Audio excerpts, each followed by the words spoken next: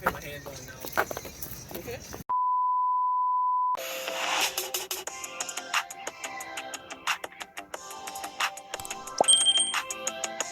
Hey guys, it's me, Deja Marie. Welcome back to my channel.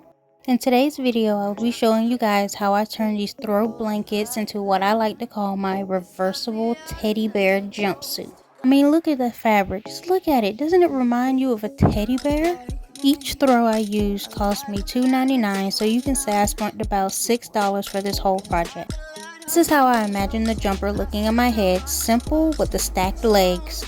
So the first thing I'm going to do is take this paper off my throw because I don't need that anymore, and I'm going to open up my fabric and lay it out flat but still fold it in half.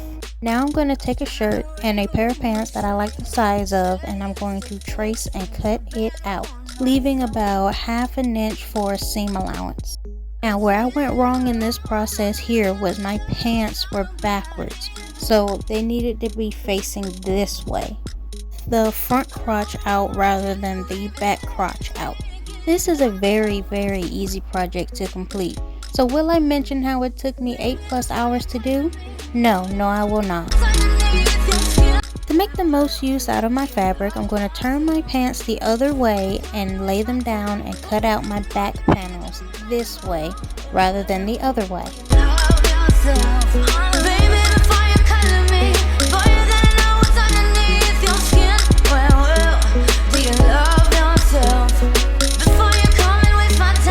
This is what my new setup looks like, and I will be leaving an extra 5 inches at the bottom of my pant legs to create this stacked effect.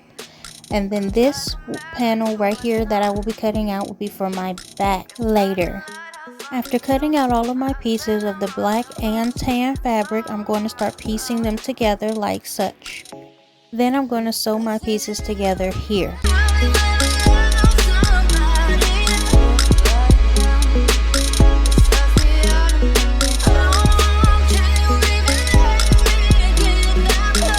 After sewing, these are what my two pieces are looking like.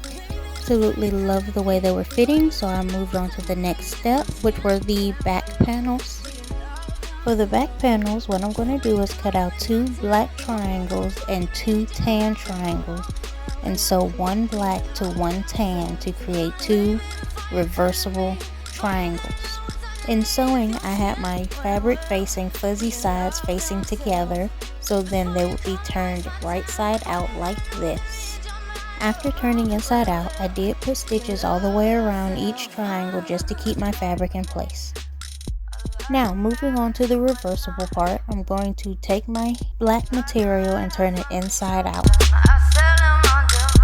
Now, with my tan material still right side out, I'm going to take each black pant leg and put it down each tan pant leg and straighten them out. I believe at this point I went ahead and hemmed the bottom of my pant legs. Now I'm going to go ahead and put my backing on by sewing them to the top of the back panels and then along the sides. Now, while I was sewing this piece together, I was minding my own business and my needle snapped on me. I quickly hired a replacement and went ahead and sewn my tie back pieces. I had 2 pieces, one for the left, one for the right, and both pieces were 18 inches long. I sewn each piece to their right spots, and I sat back and I looked at my project and said, this doesn't look right. The little sprinkle of, what am I doing wrong? And then it finally hit me. What if I crossed these 2 pieces here?